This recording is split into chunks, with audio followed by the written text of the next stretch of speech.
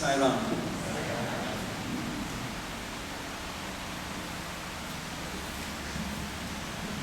I offer my most prayerful and loving pranams at the feet of our beloved Sadguru, Bhagwan Sri Sathya Sai Baba.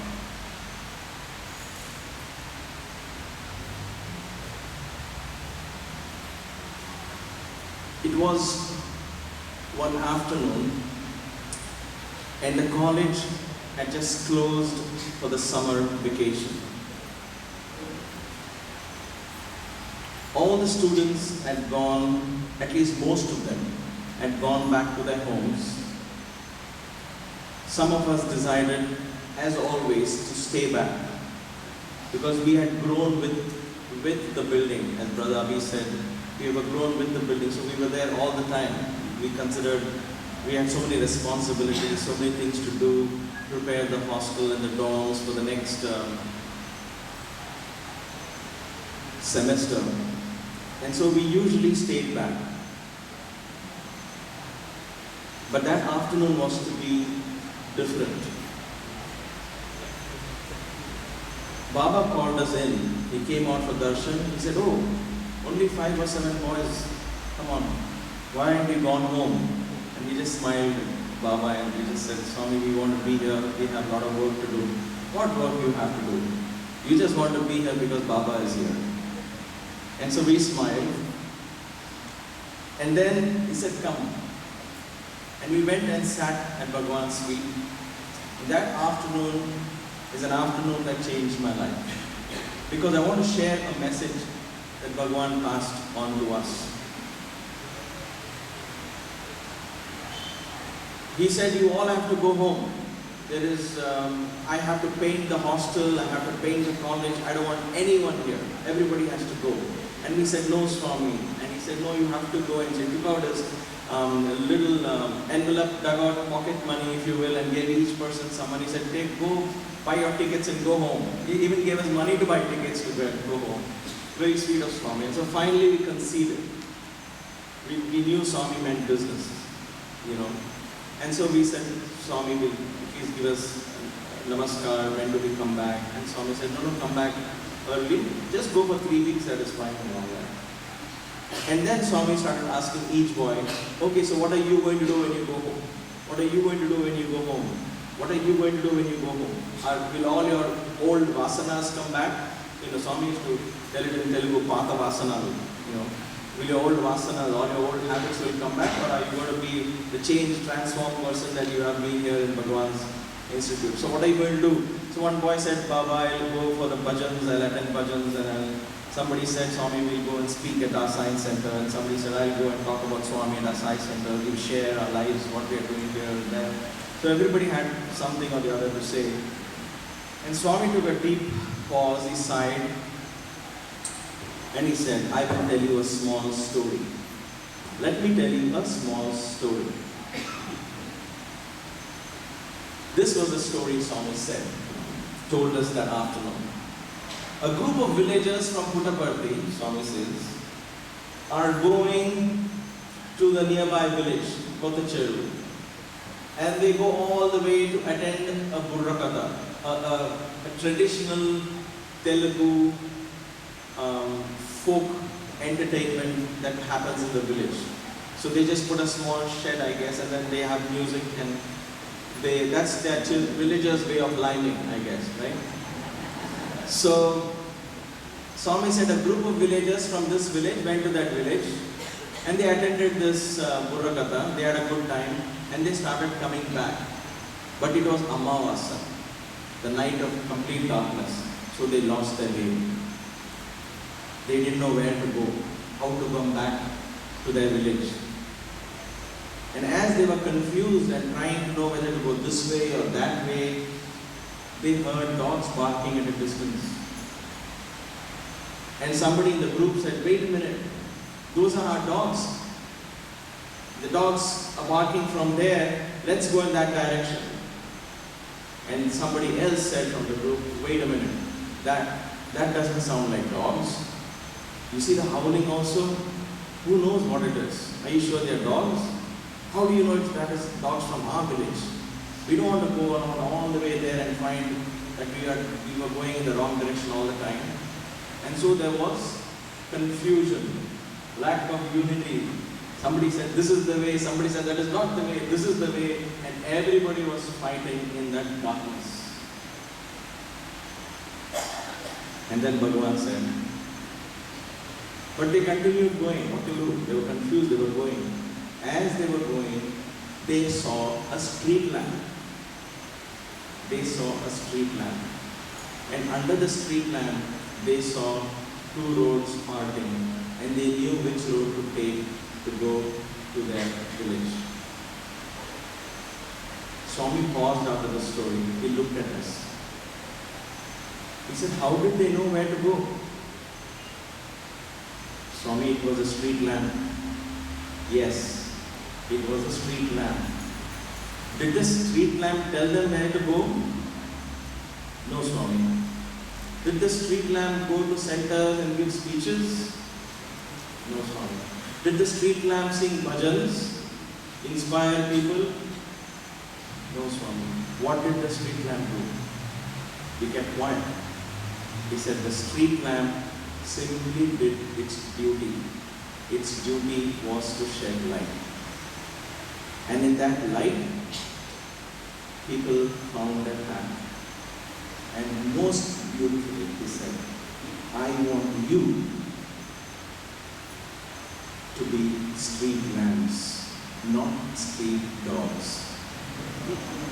Don't be street dogs, be street lamps. Let your life be my message. You practice what I have taught you. And that is all you need to do. You live your life morning till night. Let your thoughts, let your words, let your deeds reflect Sai. And you become the light. Then you don't have to tell anybody anything. You don't have to preach anybody anything. Your life will become Sai's message. Listening to you, seeing you, watching you, your life will be the lamp that will guide people's path. May your life be my message. Be a street lamp and not a street dog. How powerful is that message? I took that home and I've never ever forgotten that. Never ever forgotten that. I simply need to burn in the light of my divinity. That's it. That is my duty. My duty.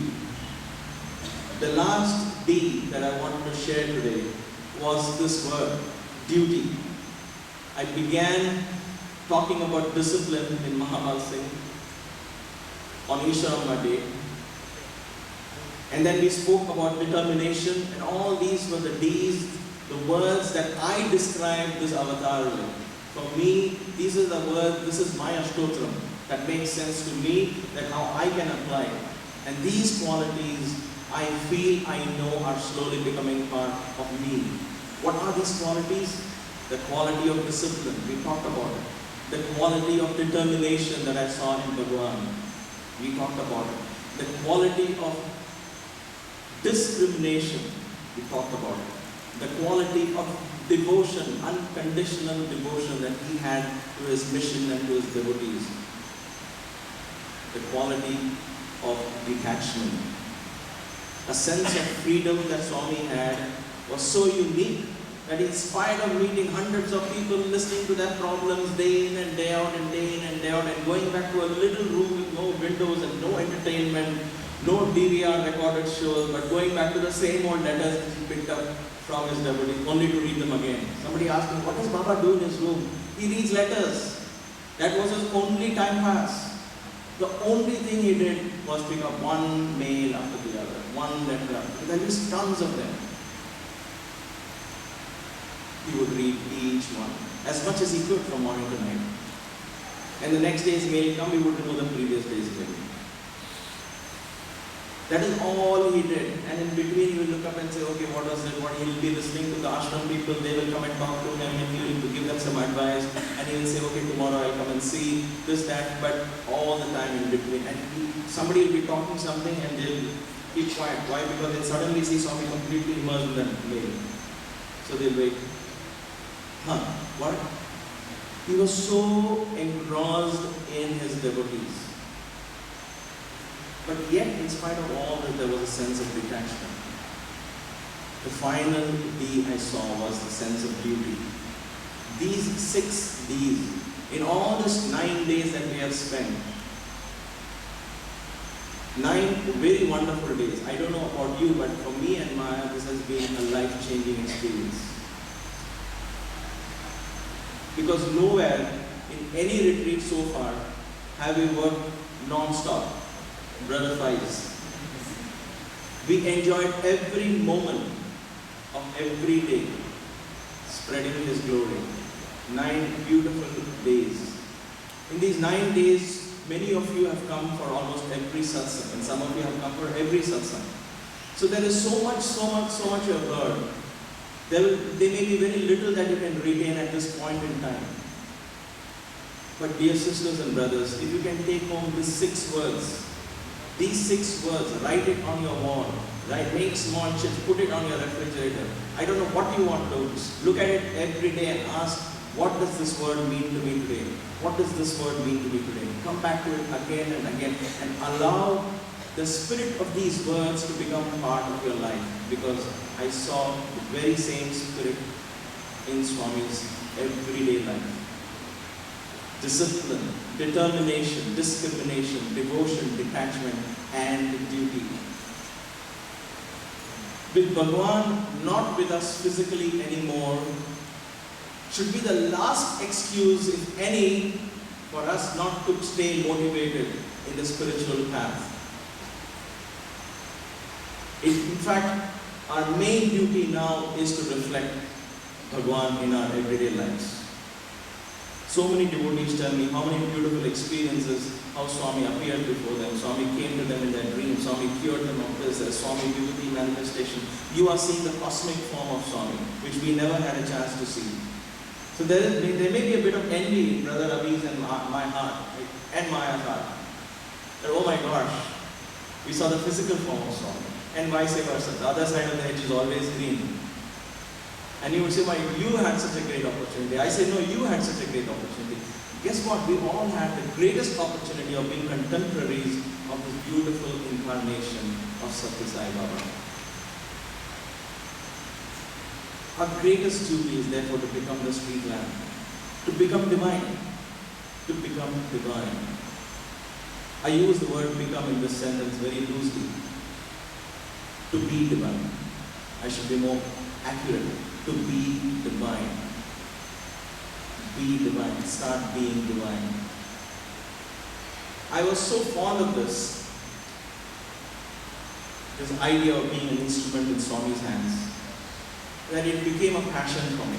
That was my only prayer. That still, of course, is my only affirmation that I chant or say to myself or feel within myself.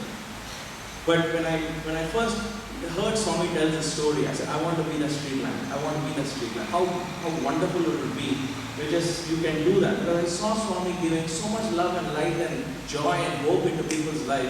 It was like, oh my gosh, if I can do an iota of what he is doing, what a great joy. How sanctified will my life be? One afternoon, Baba had gone to bed or gone for his afternoon siesta or a break, if you will, in his room. And so I was cleaning up all the meal that was left over. And there was a card, a greeting card. And Swami had opened it and left it like that. So when I picked it up, my job was to tear it and throw it away. But it was such a beautiful card that I just kept staring at it. Because it had that prayer there caught my attention. Now, believe me, when I say discipline, I think something which is not really discipline because I was reading somebody else's mail. But the card was just open, I picked it up, I was like, what? And the poem was so beautiful, and the card was so beautiful that my heart didn't feel like carrying it. And the poem was, make me an instrument of thy peace. The prayer from Saint Francis of Assisi. Make me an instrument of thy peace. Where there is hatred, let me sow love. Where there is injury, pardon. Where there is doubt, faith. I read the first 2 lines Hey, I froze. I froze, embarrassed and froze. I looked back. So I said, he just pointed his finger. I was so ashamed. I told everything. I just slithered away from the room. He didn't say anything, of course. But many days later, when I had an opportunity to speak in front of Swami, I shared this poem. Make me an instrument of thy peace, because from that day it became my prayer. Make me an instrument of thy peace. Where there is hatred, let me sow love. Where there is injury, pardon. Where there is doubt, faith. Where there is darkness, light. Where there is despair, hope. From this moment on, let me not seek to be consoled as I will seek out to console. Let me not seek to be pardoned as I will seek out to pardon. Let me not seek to be loved as I will seek out to love. For it is in giving that I truly receive. It is in pardoning that I am pardoned, and it is in dying that I am born to eternal life. It is in dying that I am born to eternal life. The caterpillar dies only to come out of the butterfly. I loved it. I said this prayer in front of Swami, and Swami loved it. The next day morning he said, good prayer, good prayer. And for me, more than the speech part of it, I was thrilled that he acknowledged it, just like the Soham experience. He gave me that prayer for me. I said, this is it. That was the ultimate. I didn't ask for any confirmation from Swami or anything like that. It was just that next day morning he said, good speech, very good prayer. And I was very happy. And so many months later, I got a chance to speak again. And guess what? I said, I'm going to say this prayer again. So I gave a nice speech, I guess. And towards the end, I said, make me an instrument of thy peace. Probably a year later or so, there was a lot of time gap between the two episodes. Make me an instrument of thy peace. And I said that. I took Swami's namaskar and everything went fine. Later on, when Swami came to the boys, he looked at me and he said, who are you to order God?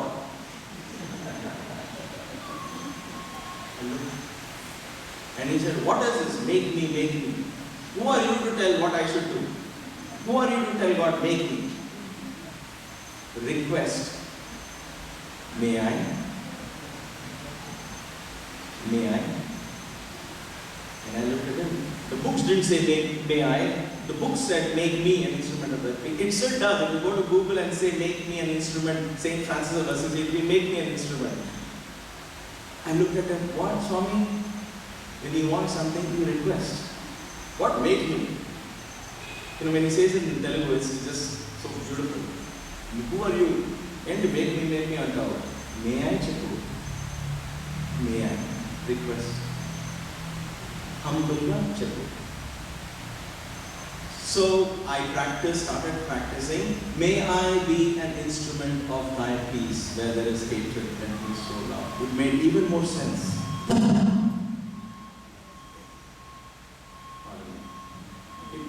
It made even more sense.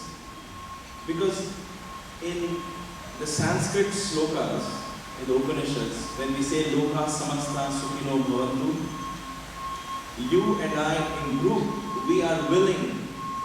We are co-creating with the power of God. We are saying, may the universe be happy. May the universe be peaceful. So we are willing it along with the power of God. That's why the word may has a very powerful thing. It's not asking for it. Because when you're saying asking, you're waiting for it to happen. So you stay back. So this, you are along with God, you're saying it. May I be an instrument. So you're becoming, and you are becoming an instrument as you're saying it. Just as you're saying it, you feel you're becoming an instrument. So it was, I tuned into it perfectly, and I started saying that for many, many years. May I be an instrument of thy peace. Where there is hatred, may I sow love. And it made perfect sense. I said that many years later now, having said that every night of my life in Puttaparthi, I shared that with Swami the third time. And what he said, I will come back a little later. But for now, I want to share a garland of songs offer a garland of songs at Bhagwan's feet. The song is simply praying to Him for the faith and for the strength to walk His path. We want to be street. We pray to be street lamps. We want to be street lamps. We pray to Him for strength, for guidance. Itni shakti hame dena dana. And that shakti, that prayer for being an instrument, for walking His path, can come, that strength can come only when you take the swelled head, full of conditioned likes and dislikes, wants and desires, and offer it at Bhagwan's feet. Once you offer it at Bhagwan's feet, then you will get this Vishwarupa darshan as I am getting these last 9 days. All hands, all feet, all faces are but reflections of Sai. And look what He did with His life, awakened the divinity in each one of us. To such a beautiful Master, I would like to offer this garland of songs.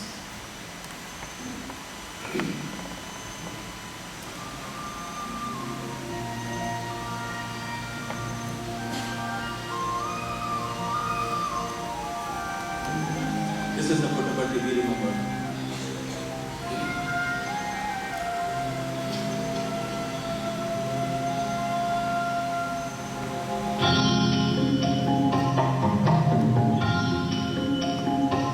इतनी शक्ति हमें देना दाता, मन का विश्वास कमजोर होना।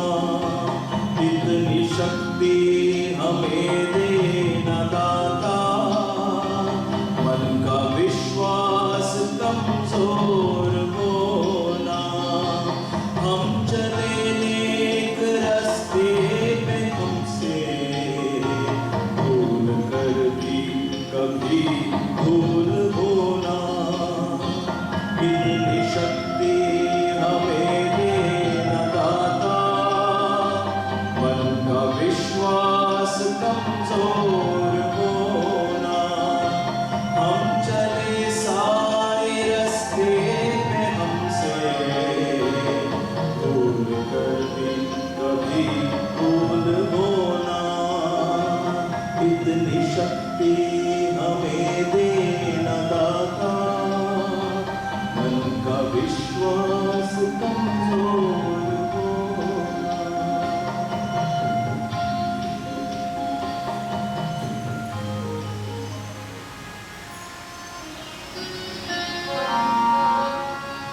ये गर्व भरा मस्तक मेरा,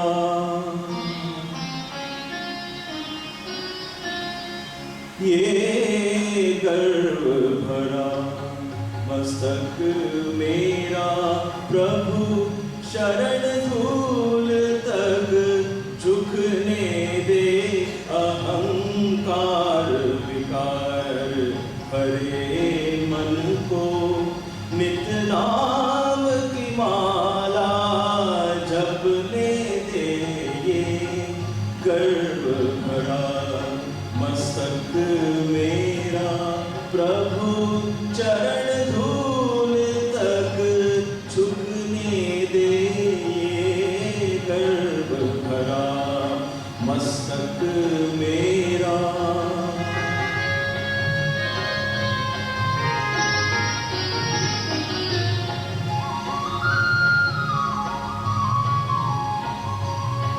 मैं ज्ञान की बातों में खोया और कर्महीन बन कर सोया। मैं ज्ञान की बातों में खोया और कर्महीन बन कर सोया।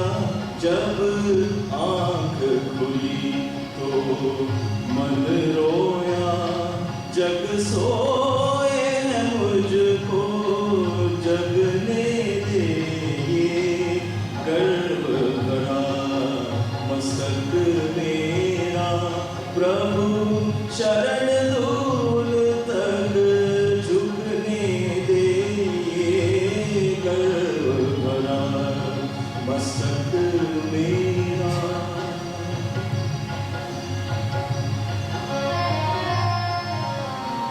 accept us, Lord, just the way we are.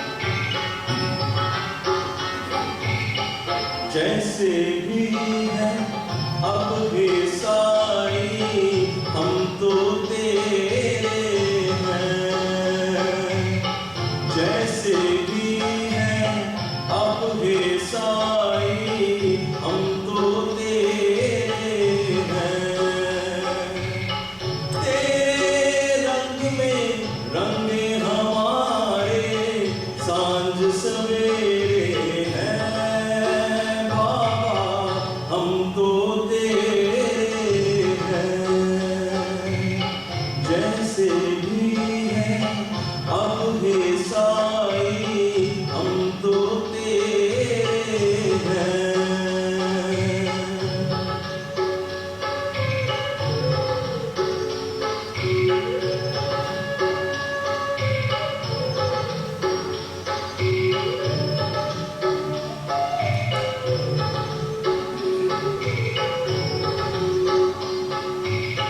दूर दूर से लोग हजारों आते तेरे द्वार, जो भी तेरे द्वारे आया पाया उसने प्यार, तेरा दर वो जहाँ से कोसों दूर अंधेरे हैं बाबा, हम तो तेरे हैं,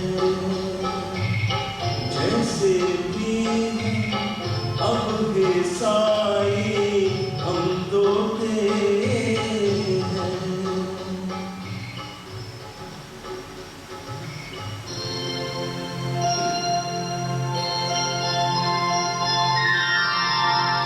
तू ही फकीर,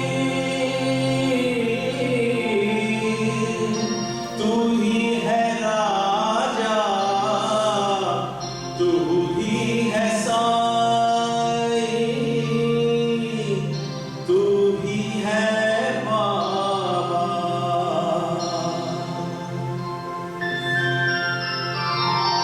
साईनाथ साईनाथ साईनाथ तेरे हजारों हाथ, साईनाथ तेरे हजारों हाथ, जिस जिसने तेरा नाम लिया, जिस जिसने तेरा नाम लिया, तू हो लिया उसके साथ। साईनाथ साईनाथ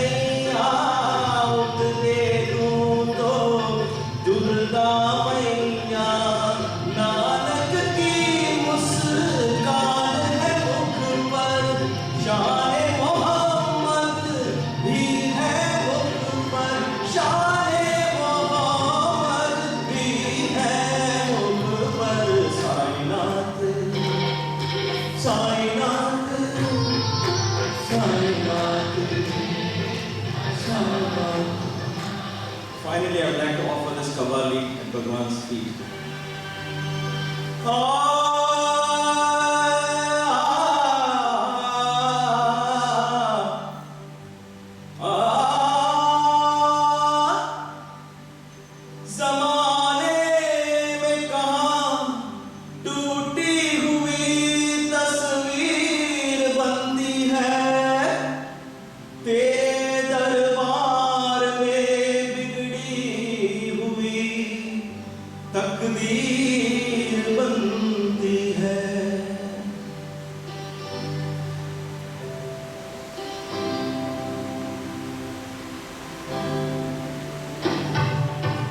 शिरडी वाले साईं बाबा आया है तेरे दर पे सवारी लबे दुआएं आंखों में आंसू दिल में उम्मीदें पर झोली खाई शिरडी वाले साईं बाबा आया है तेरे दर पे सवारी वाले साईं बाबा आया है तेरे दर पे सवारी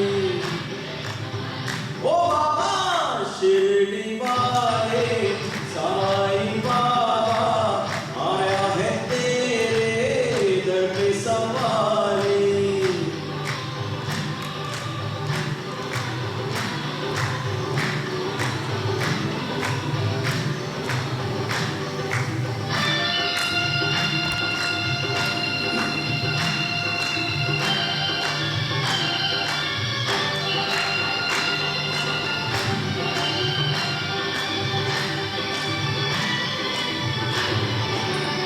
खुदा की शान तुझ में दिखे भगवान तुझ में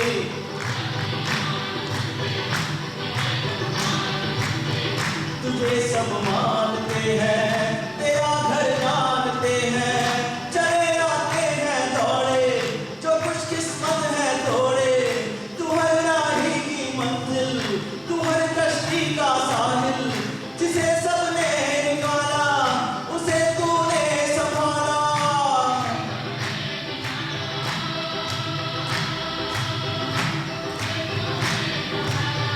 तू बिछड़ों को मिलाए मुझे दीपक जलाए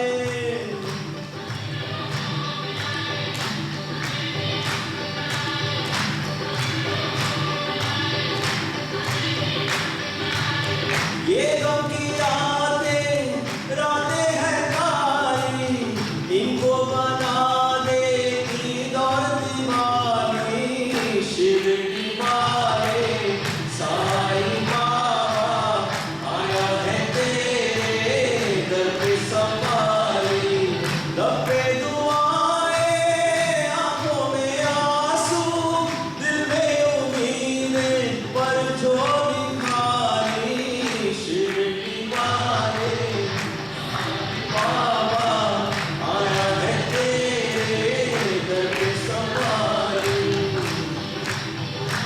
शिरडी वाले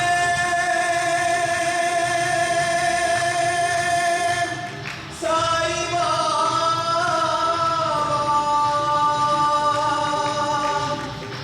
भक्ति वाले Sai Baba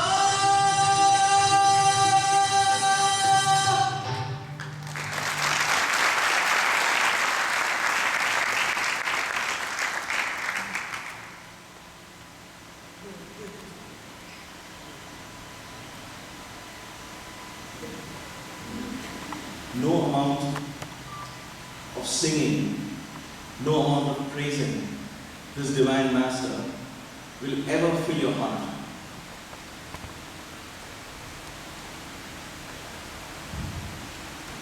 The story that I'm going to share for the next few minutes is one very, very close to my heart, very dear. And the reason I'm sharing it only is to finally show you how On the one side, I saw his intimate love, his simplicity, his childishness, his humility. On the other hand, we experience his discipline, his determination, his power of detachment, his sense of devotion, his sense of beauty. But there was so much more to this magnificent being. And this experience was in addition to that snake bite incident where he said, I will not tell it from my mouth. It is a snake, it is a thorn. And so he willed it. This was one more experience that I take home because it pertains to my life, where I saw this cosmic power of Swami, this infinite omnipotence. One is omniscience and the other is omnipotence, the omnipotence, almighty will, the almighty knowing. My father was, as I said earlier, but just very briefly for those of you who have not been to the previous meeting, my father was a very ritualistic but very spiritual, very loving to God. Only thing he just knew only to do puja, that's it. He just knew to chant and he just used to do puja. And I always thought that is the ABCs of spirituality. I used to ask my dad, when would he progress in spirituality? Why are you constantly just doing this? And many years later, when he came to Bhagwan at 85 or 86, I'm not sure which year, he was to retire. And Swami said, okay, now you start writing accounts for my trust. And so Swami was gracious enough to give them a room to stay. They came, moved in from Bombay. He sold his house in Bombay. They came and settled down in Puttaparthi. And from that year till 1992, when he died, he was in Puttaparthi. And even in those years, in that room, there was a big picture of Swami, signed by Swami. Swami was very gracious to sign it for my father. And there were these idols. He carried them with them all the time. So there was Devi, and there was Lord Shiva's son, Muruga, and there was Ganesha. And he used to do this. And Swami had later on given him a lingam, so it was all shivling. So he was doing puja to all that every day. And so I would always ask him why. Why are you chanting that? And Swami just says, love is enough, is that not, but he would say, Sunder, this is how I have worshipped God throughout. This is the only way I know to converse with Him. You talk of yoga and meditation, I'm too old for that. I can't do all that. This is my way. When I sit and I do His Ashtotram, I do my puja, I feel I'm in touch with Him. And so I began to respect that. Over a period of time, I knew that was His path. That's why these things, when you learn, you can't judge somebody else. It's none of your business to judge anybody. So, what amazed me was his sense. That was the first time I actually saw my father day in and day out. Because when I was young, it was all schools and studies, and your dad was there, I was here. See, my generation, people can relate to it. I at least don't remember sitting on my dad's lap and my father said, hey, and give me a hug and all that. Fathers are meant to be, hey, you know. So I was never woken up with a friendly or a beautiful wake up child, get up, come on, face the day, challenge and confidence. All I would get is a rolled up towel on my butt. Dad, get up. It's late for school. 4:30 in the morning would be late for my father. Because he would be up, and in that small apartment in Bombay, everybody has to come get up because he has to do his puja. So he would get up, he would mop the floor, and everything has to be done. So what do? He would send us to RSS, Vyayam Shala, the gymnasium, to do sun salutations. So every morning we would get up and walk a few kilometers to do sun salutations, 108 sun salutations. That is the childhood I remember. And it was all about studies, marks. And father for me was a father figure of respect at a distance. So I didn't know father as my father. So in that sense of intimate father, I never knew it. It was always like that. But in Puttaparthi, in the 7 years that he came and stayed, I then took that as an excuse to move into the ashram, then stay in the hostel. So about 87 or 88, I think I decided I want to move into the ashram and stay with my parents. For the main reason that if you're in the ashram, you get more chances with Bhagwan. He is there, and the hostel or the dorm is about 1 or 2 or 3 kilometers away from the ashram. But if you are in the ashram, then you get to go for morning darshan and you can sit in between and Bhagavan knows you are there. So it was an added excuse for me moving to the ashram, which I did. But when I moved, I actually saw my father in action, and a great deal of respect grew in my heart as to how rigid he was with his puja, with his rituals. He would never ever compromise on what he had set out to do. He was an epitome of discipline as far as I was concerned. So next to Swami, he is my role model as far as discipline. And whatever time he would speak, he never miss his puja, never miss his Gayatri chanting in the morning, never miss his Om Namo Narayana mantra chanting. He would never miss his puja, never. And when it came to work, his role model was Sri Kutumba Rao, another fantastic Karma Yogi who was then the ashram secretary. And these people would, when they take up to work, when Swami gives them the work, that's it, they will just go and finish the work and only come back. They will not come back to Swami with an unfulfilled task. They will not. And so my father, Swami said, has told me I have to do accounts. So I will do accounts. That is my job. I said, what about darshan? My work is first. So if there is work pending, he will go and do, he will skip darshan for weeks on it.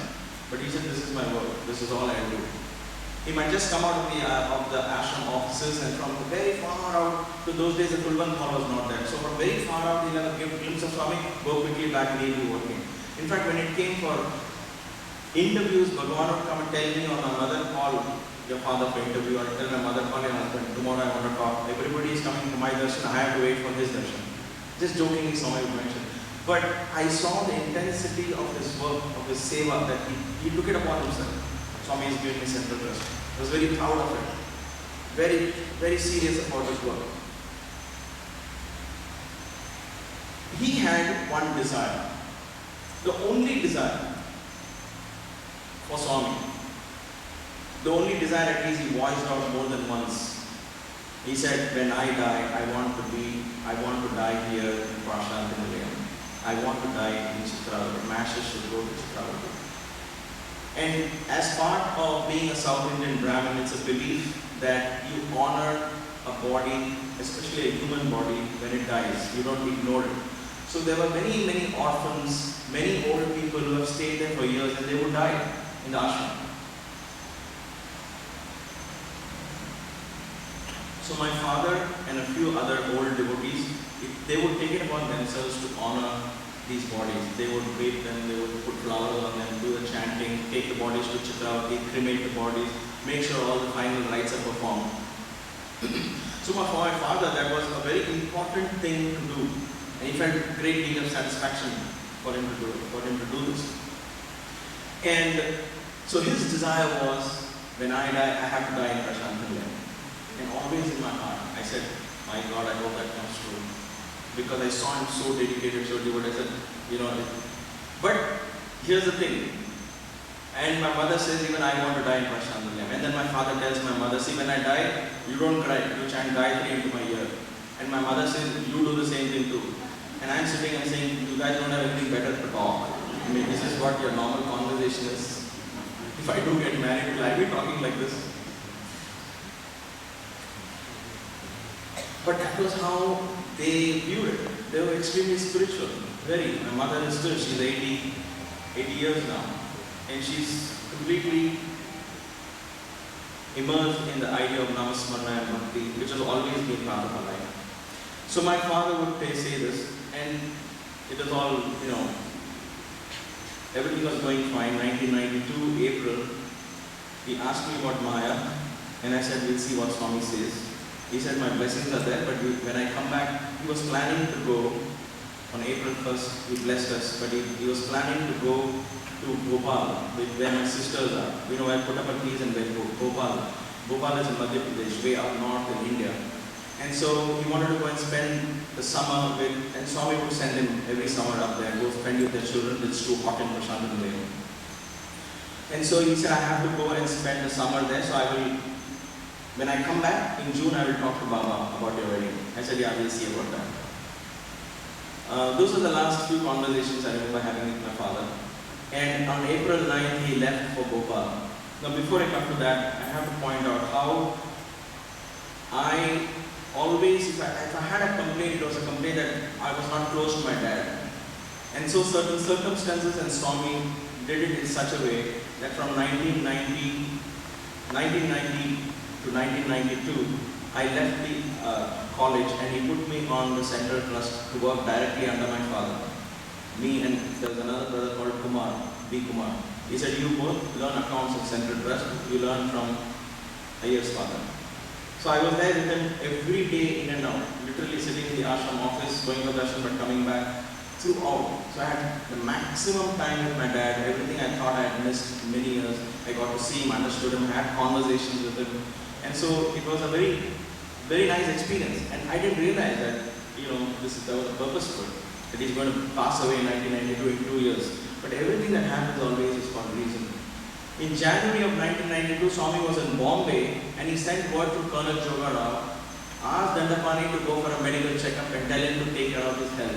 This was the message come from Bombay to the ashram, to the Sacred Trust. And my father heard it, he said, no, nothing wrong with me. My father always said, nothing wrong with me, I'm okay. Always like that, right?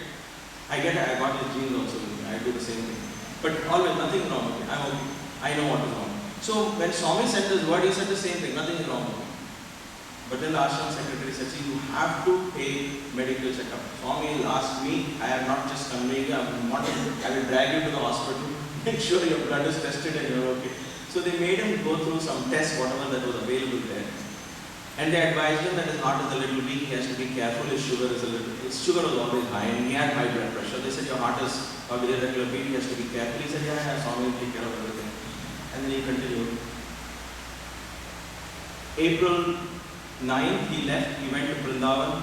I said goodbye to them. My mother and father, they went to Vrindavan, met Swami, took his Swami's darshan, sparshan and blessing, the namaskar. Swami said go. They went to Bhopal. And to my shock, on April 19th, I heard that my father is very serious. Please come immediately. So at first I thought that my family, and because I never leave Puttaparthi and go, they're trying to send some telegrams, so I will come and hang out with them. Because my sisters were there, everybody was there. Then they sent also a telegram to the ashram secretary, please tell Sunder to come. Because my mother, she said, I know you will think they are all fooling to make you come here, so I wanted to make sure it's serious. So I quickly made plans, I dropped everything, I decided to go to Bhopal. When I landed there, I got the news my father died. And I go there, I see his dead body, and of course I perform the rites and all. But for me, when I saw that body, the only question that came to my mind was, oh my God, why here? Why here? The only thing my father wanted was to die in Puttaparthi. Why here? So, yes, I got upset that my father passed away and my mother was crying because it was a shock and nobody knew. He just got a heart attack. One thing led to the other, and 2 days before they knew he died.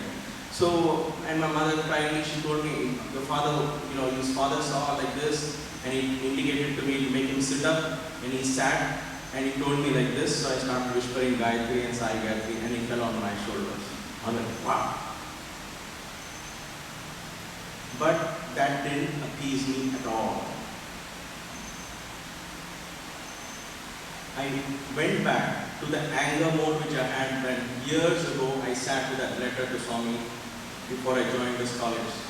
I got into that anger mode with Swami. This time it was not questioning Swami because I had seen this divinity. There was no doubt in my mind, nothing, no questioning Swami. I was angry with him. I said, how could you do this to my father? How could you let him die in Bhopal? Sometimes there are events in life, situations, circumstances, I know all of us can relate to this, where everything gets suspended. Everything that you believe, everything that you stood for, suddenly becomes suspended. You don't know what to do with it. This is one of those moments. It just got suspended. Almost everything came to a standstill. Everything that I believe, everything I worked for, everything about Swami came to a suspension level. Not that I'm going to declare him as not divine in mind, no. But it was just like, I just couldn't make sense of why would somebody not die in Puttaparthi, but die here. And I knew it could have been made possible, but it was not made possible. And therefore, for me, what kind of a God is this then? So it got suspended. So my mother said, should we send a telegram? You want to send us a telegram to Swami? I said, no, I'm not sending a telegram. It's all over. What telegram should I send? So for 3 days, I was in mourning. I was in deep anguish. I was angry, not just because my father died. Everybody loves their parent. But more so because this just confused me to the very depths. As to why would this happen like this? So I said, I'm not going to send any telegram. I'll send it when I feel like. And after 3 or 4 days later, I sent the telegram to Swami. I performed the rites and everything. After 2 or 3 weeks later, because I knew Swami was in Kodaikanal then, and I knew he would take time to come to Vrindavan. And so I said, when he comes to Vrindavan, I'll go and meet him. I'll go see Swami and then, go on with life. So at that point, it was suddenly mechanical. My heart was dry at that point. So I just sent a telegram. Father passed away and all that. 3 or 4 days later after this event. Now, all this got over. I came to Vrindavan to see Swami. Swami came out for darshan. He saw me. He came straight to me. He said, Chesko, touch his feet. I touched Swami's feet and I looked up at him. And this time it was a very childish look. Did the boys tell you? Did the boys tell you? Did the Kodaikanal boys tell you? I was like, Swami, what? Tell what? It was out of the blue. Something he's talking to me doesn't make sense. I thought he would tell him, don't worry, I'm there for you. He said, did the boys tell you? I said, no, Swami, what? Because I just come for darshan. He said, wait, I'll come back and talk. And he went off for darshan. And I was like, what? What did some boys tell you? What did boys tell you? So I looked around, one MBA boy came to me and he said, Sunder, can I talk to you for a moment? I said, sure. And he took me to a corner in Vrindavan and Swami had gone off for the devotees. We are inside the compound. And he said, Sunder, what was that? I'm so sorry to hear your dad passed away. And I said, yeah, thank you. So what was the date your father passed away? I said, it was April 20th. April 20th, my father passed away. He said, what time do you think he passed away? I said, why? What does it matter? He said, no, please tell me. I said, I think sometime in the afternoon, 2 or 3 o'clock or something. I don't know. And I asked him, why are you asking all this? He pulled out his diary. MBA guys take all notes, right? Like lawyers do. So he opened his pages and he opened this thing. He said, listen, on April 20th, around 3:30 in the afternoon, Swami was talking to us. And then he stopped. And then he asked, how many of you know Sunder Iyer? And we raised our hands. He said, Sunder Iyer's father just reached my feet. And looked at the diary. I couldn't believe it. The same time when my father passed away. I was shocked. Then like Swami came back to Vrindavan. He called me inside.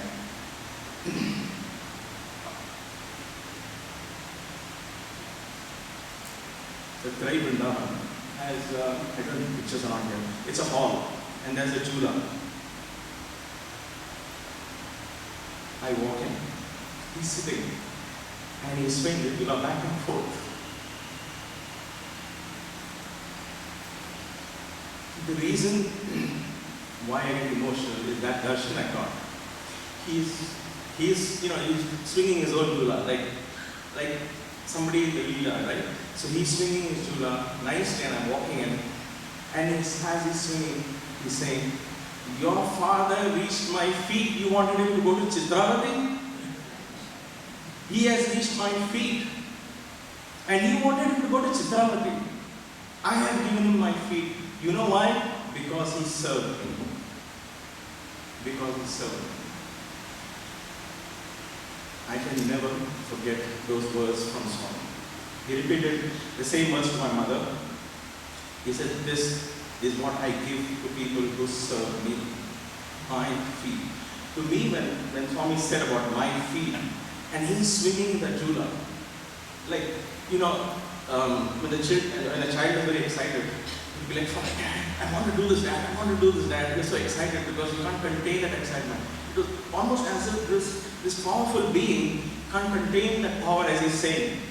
At that moment, I knew was this infinite cosmic I that was speaking to me through that body of Swami. I just knelt down and I cried and I cried. He said, I'll talk to you and your mother in Puttaparthi. And that was it. For me, I can never forget that darshan. It was the same physical Swami. It wasn't, I didn't see lights and dazzling music, nothing, no veena, nothing like that. But that power of him swinging in the jula, but yet serious, telling me, he came to my feet. What do you think? That body, that is only body, let the body go wherever it is. He has come to my feet. That is how we look at things. He gives you stuff, he fulfills your desire even more than what you ask for.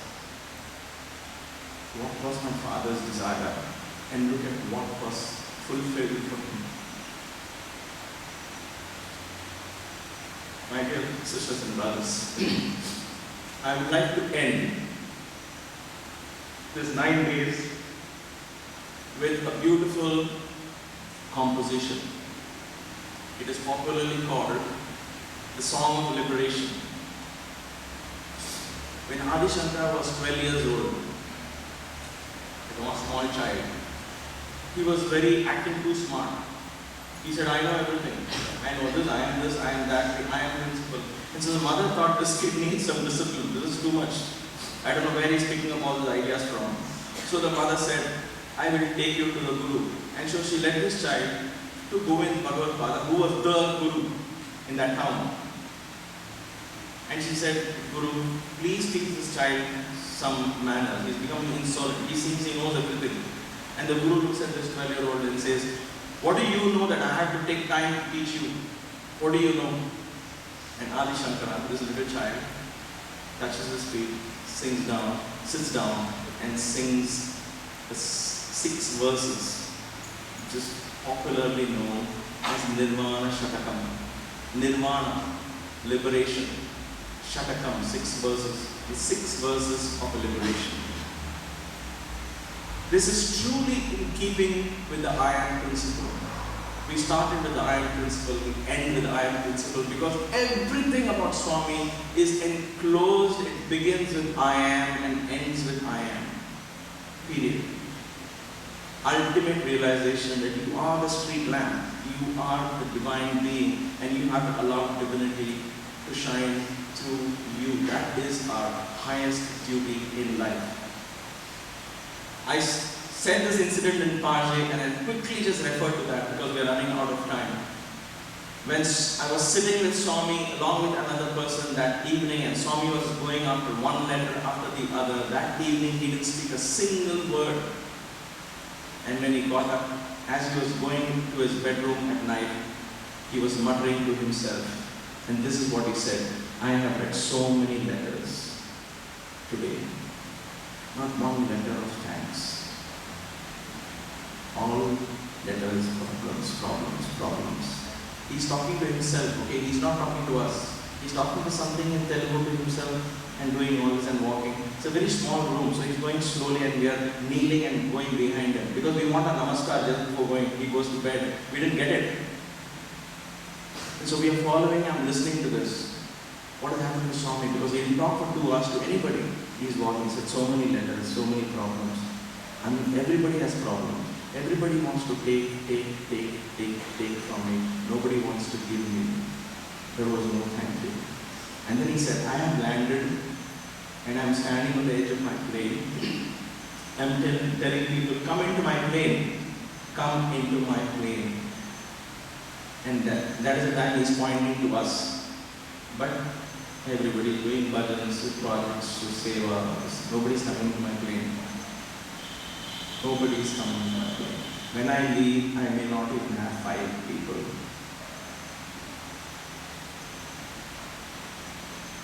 The anguish of an avatar. Why are we worshipping Swami? Why are we putting up his puja, his photograph in our puja? Why are we lighting an incense stick?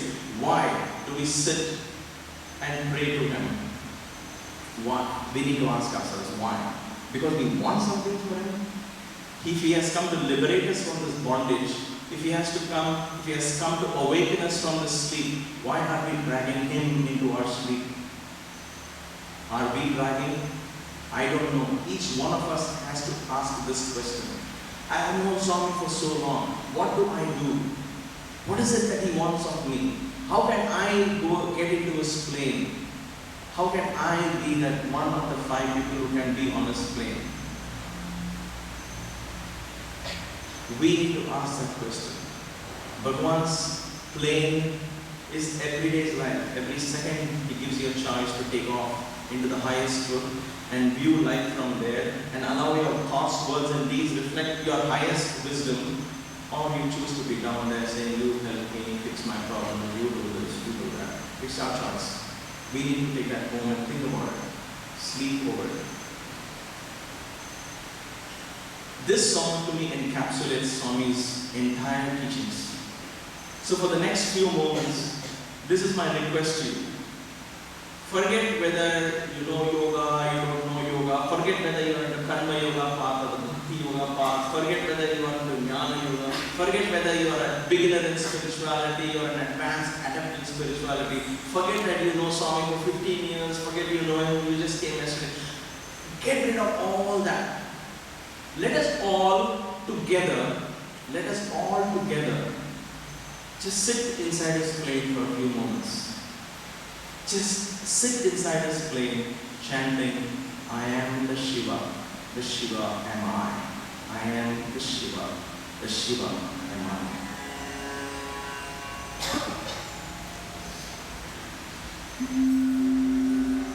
If there is a way that you can just keep this light on and you want to shut down this light, that's fine, because everybody can focus on song. If there is a possibility, that'd be great. If not, that's fine too.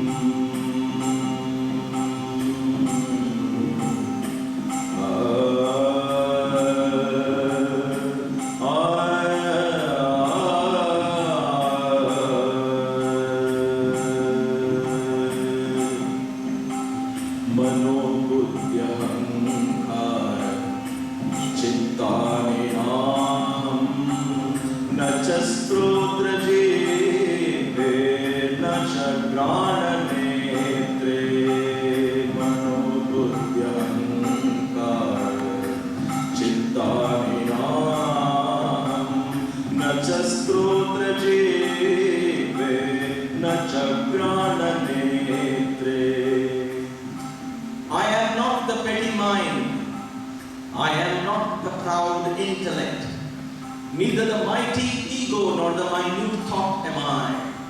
Touch and hearing, taste and seeing. I am not these sensual feelings.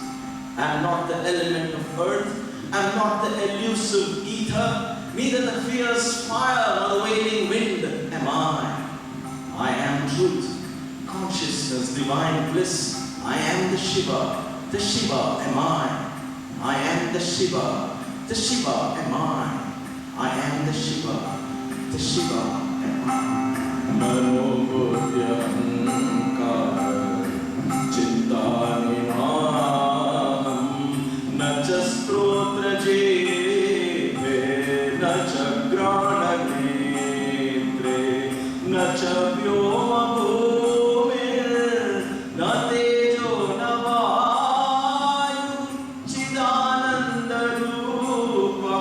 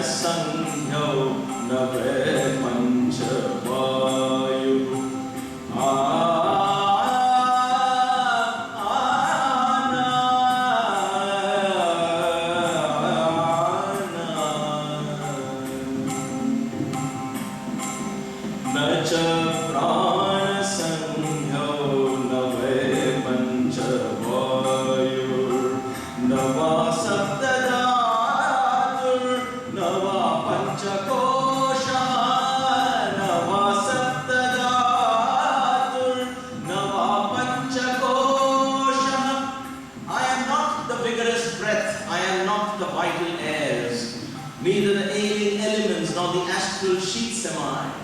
Organs of action and chain reaction like the hands, the feet, the mouth and conversation. None of these depraved organs am I. I am truth, consciousness, divine bliss. I am the Shiva. The Shiva am I. I am the Shiva. The Shiva am I. I am the Shiva. The Shiva am I.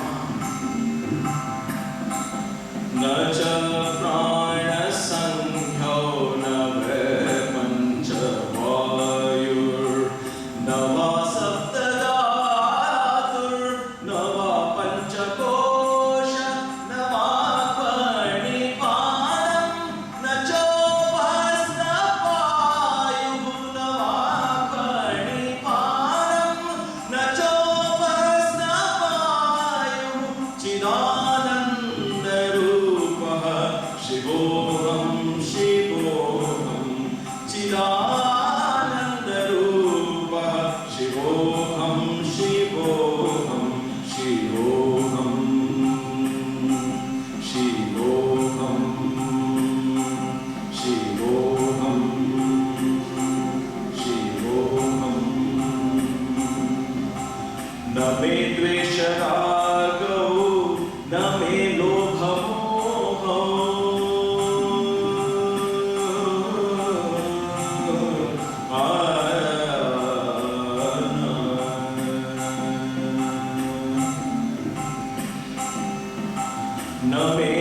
Sharago, name lobhamoho, madhu naiva me naiva matsarya bhava, name dvesharago. I am bound to no worldly attachments. I am averse to no earthly entrapment, greed, envy, vanity, aversions. These phantoms bind me not to any delusions. I aspire not for any duty, nor to acquire any property. No, not even cherish the desire for liberty, because I am truth, consciousness, divine bliss. I am the Shiva. The Shiva am I. I am the Shiva. The Shiva am I. I am the Shiva. The Shiva am I. Name dvesharago, name lobhamoho, madhu naiva me naiva matsarya bhava, na dharmo na charto, na kamo na moksha, na dharmo na cha arto, na kamo na moksha, chidananda rupa, shivoham shivoham, chidananda rupa, shivoham shivoham, shivoham, shivoham, shivoham. Na punyam,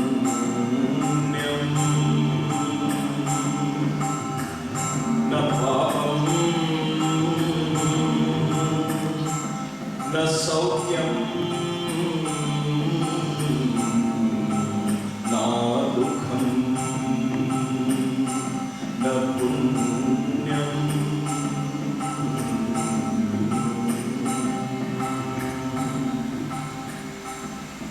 Unaffected by virtue, untouched by vice, I feel no pleasure, I face no pain. No magic chants empower me, no mystic places purify me. I am not the dogma, nor the doctrines, nor the sacred fire of pilgrims. I am not the sensuous, I am not the sense. Sensuality to me makes no sense, because I am truth, consciousness, divine bliss. I am the Shiva. The Shiva am I. I am the Shiva. the Shiva am I am the Shiva am I. Na punyam, na papam,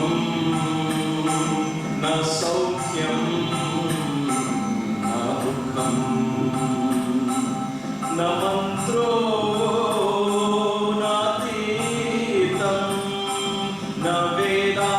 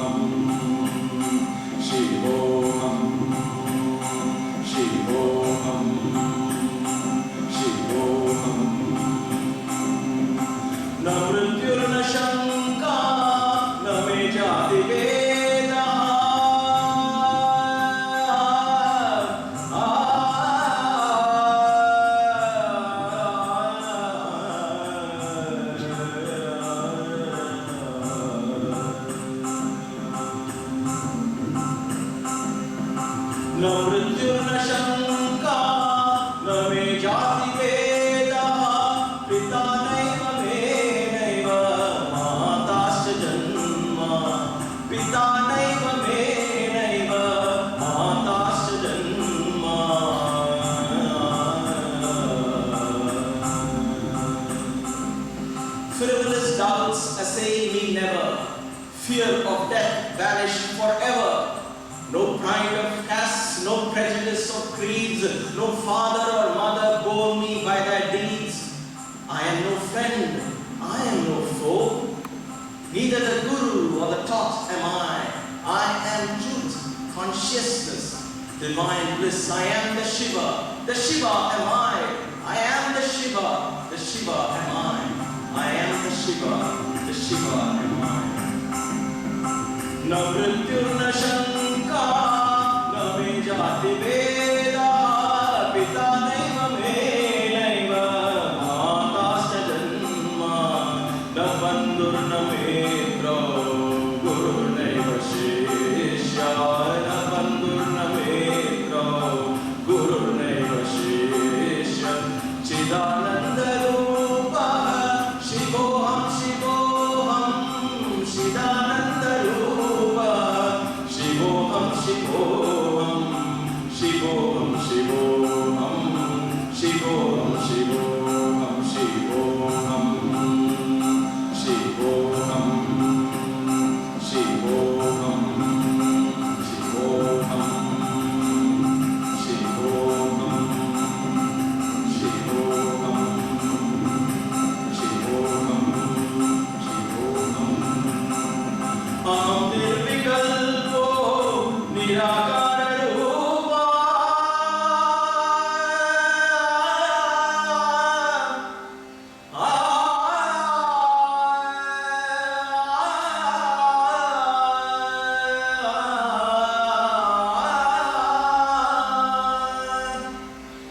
Aham nirvikalpo nirakara rupa, vibhutva cha sarvatra sarvendriyanam, na cha sangatam naiva mukti na meya, chidananda rupa, shivoham shivoham,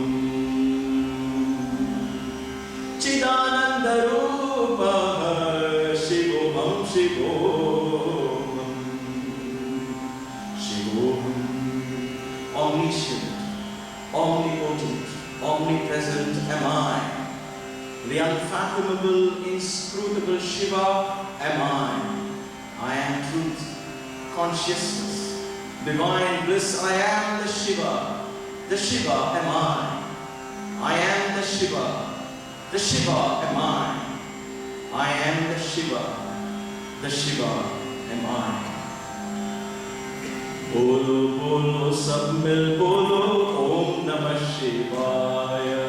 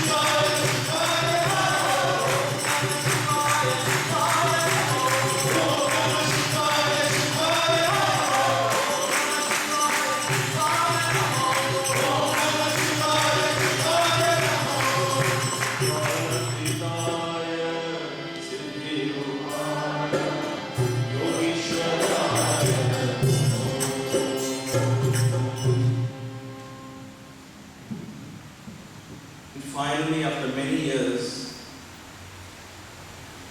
I stood in front of Bhagwan, and at the end of my talk, I said, may I be an instrument of thy peace. Everybody applauded. I took Swami's namaskar, touched his feet. The next morning, he came to me. Still, how many more years are you going to beg like a beggar? May I, may I, may I. I think it was time that I understood the real purpose of this message. And he said, when are you going to say, I am an instrument of your peace? When are you going to say, I am? And from that day, dear sisters and brothers, this is my prayer. I am an instrument of thy peace. Where there is hatred, I sow love. Where there is injury, I sow pardon. Where there is despair, hope. Where there is darkness, light. From this moment on, I will not seek out to be consoled as I will seek out to console. I will not seek to be loved as I will seek out to love. I will not seek to be pardoned as I will seek out to pardon. For it is in loving that I am truly loved. It is in pardoning that I am truly pardoned. And it is in dying that I am born to eternal life. With these very few words, I pray to this cosmic energy of Sai to fill our thoughts and minds, to fill our hearts, and get into the very depths of our spirit, and help us be that instrument of peace, that instrument of love, so we can all rejoice and sanctify our lives. Thank you very much, devotees of Trinidad, for opening up your homes, for opening up your center, for charging me and giving me another cosmic vision of Satya Sai. Jai Sai Ram.